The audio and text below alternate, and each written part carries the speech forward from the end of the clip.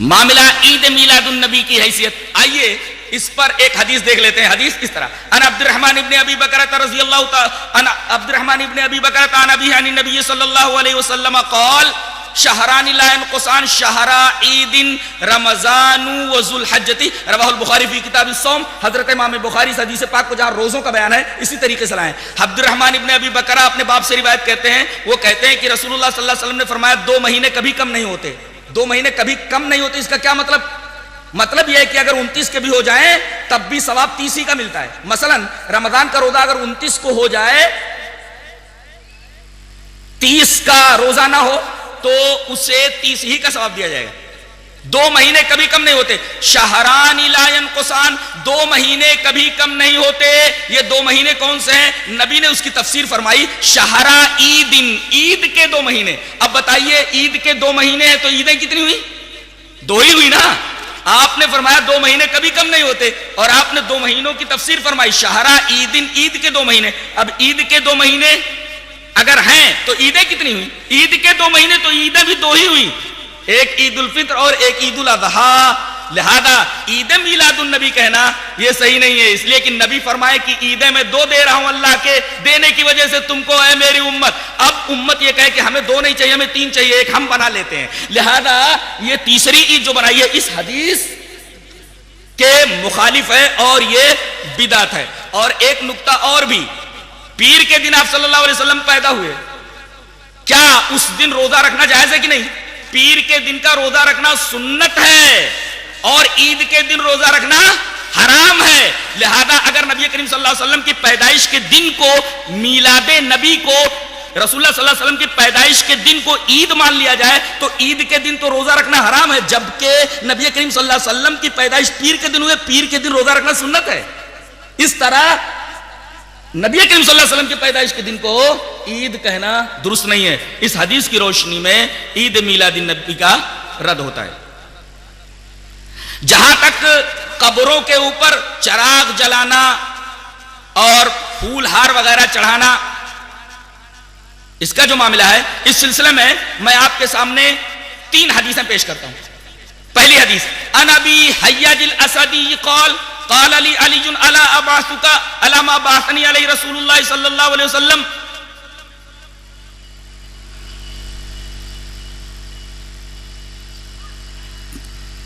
حضرت ابو حیاج اسدی کہتے ہیں کہ ایک دفعہ مجھے حضرت علی نے بلایا اور کہا کہ دیکھو کیا میں تمہیں ایسی مہم کے اوپر نہ بھیج دوں جس پر مجھے نبی کریم صلی اللہ علیہ وسلم نے بھیجا تھا. وہ مہم کیا تھی کہ اللہ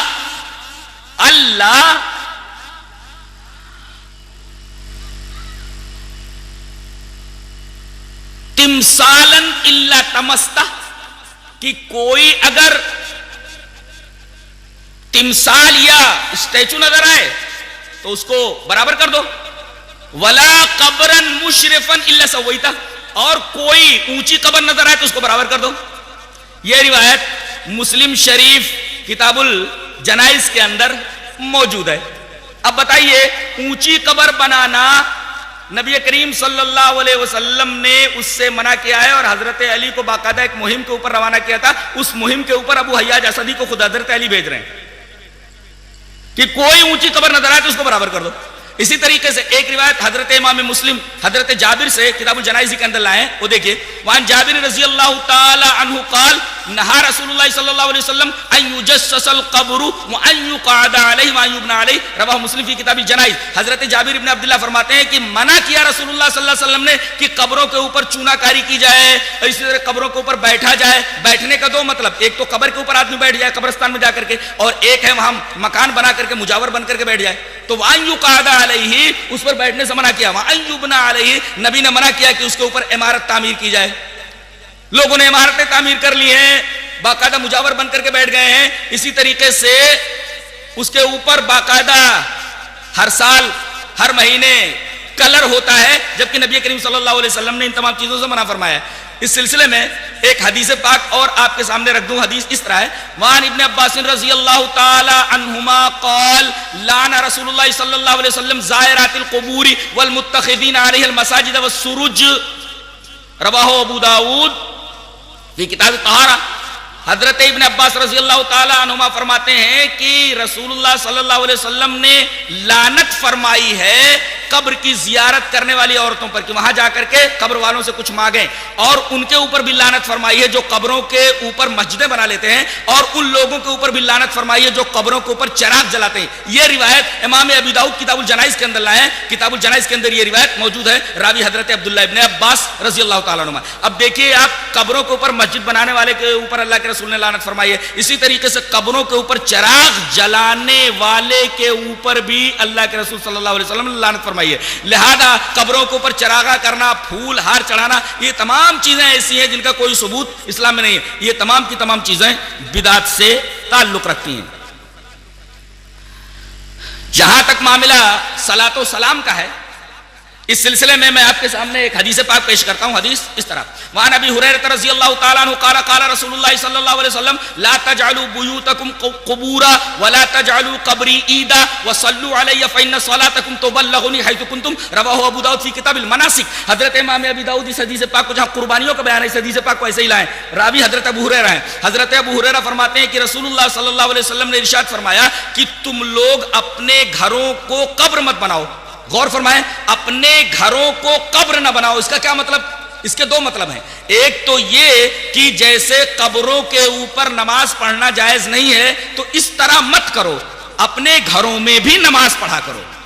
یعنی جیسے قبروں کے اوپر نماز نہیں ہوتی تو ایسا مت کرو، اپنے گھروں کو قبر مت بناؤ، اپنے گھروں میں نماز پڑھ لیا کرو۔ ایک مطلب تو یہ ہوا لا تجعلوا بیوتکم قبورا، اپنے گھروں کو تم قبر مت بناؤ۔ تو ایک مسئلہ تو یہ معلوم ہے کہ قبروں پر نماز نہیں ہوتی، اور دوسرا مسئلہ یہ معلوم ہوا کہ ساری نمازیں مسجد میں نہیں پڑھنی چاہیے بلکہ گھروں کے اندر بھی نمازیں پڑھنی چاہیے۔ دوسرا ٹکڑا ولا تجعلوا قبری عیدا، میری قبر کو عید مت بنانا۔ غور فرمائیے کہ عید نہ بنانے کا کیا مطلب ہے؟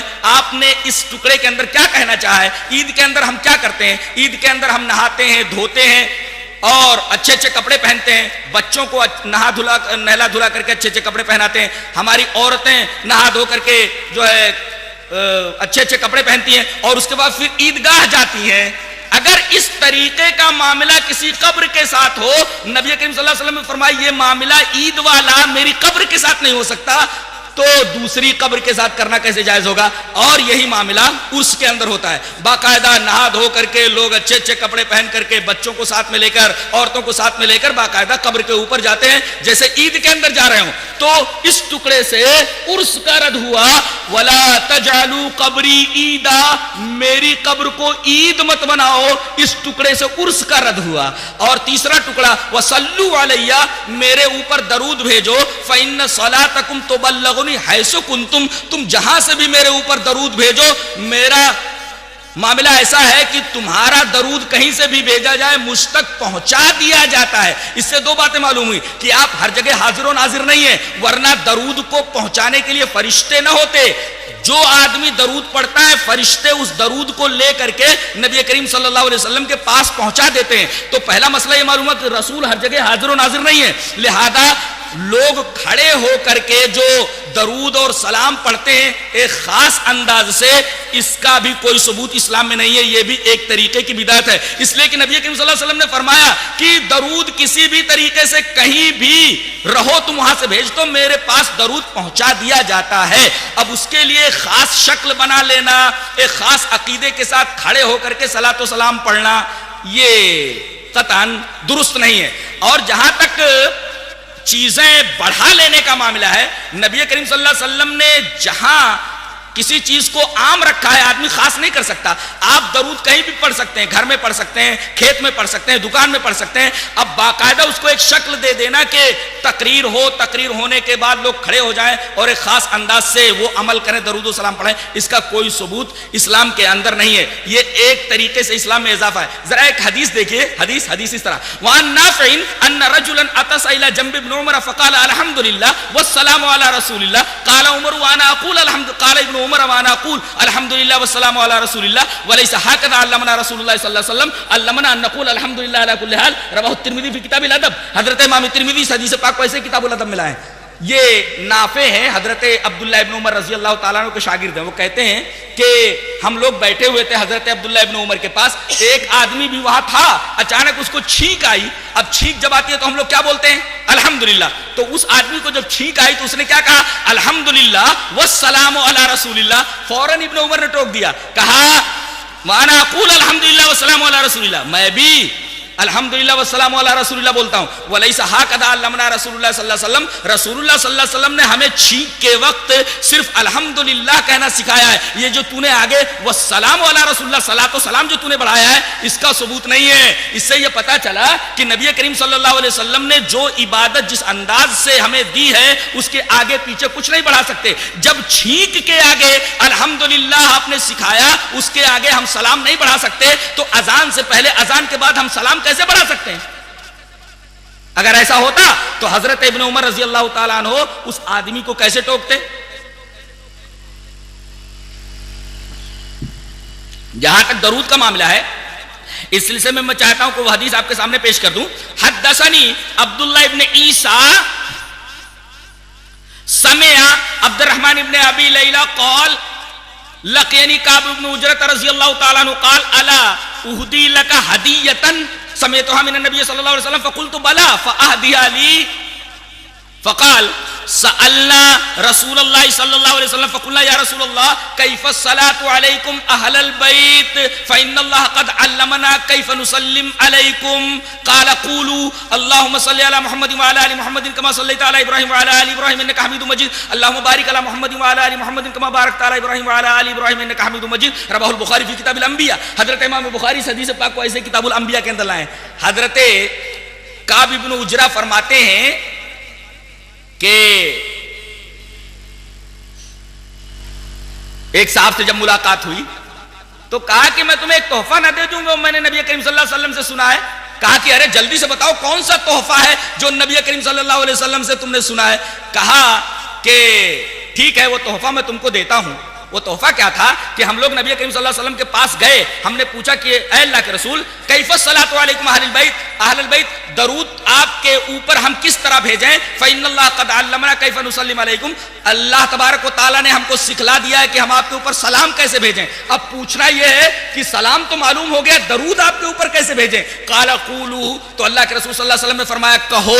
پھر وہ درود ابراہیمی اللہم صلی پھر اللہم بارک اسی ترتیب کے ساتھ جیسا کہ میں نے بتایا اور بخاری شریف کتاب الانبیاء کے اندر ہے. تو رسول اللہ صلی اللہ علیہ وسلم نے ہمیں یہ درود سکھایا ہے، اس طریقے سے ہمیں درود پڑھنا چاہیے. نہ جانے لوگوں نے کس طریقے کے درود بنا رکھے ہیں. اب بتائیے نبی نے جو درود بنایا ہے بتایا ہے وہ اللہ کے حکم سے بتایا ہے. اب ہم اگر کوئی دوسرا درود ایجاد کر کے پڑھیں تو کیا وہ درود نبی کریم صلی اللہ علیہ وسلم کے بتائے ہوئے درود کی طرح ہو سکتا ہے؟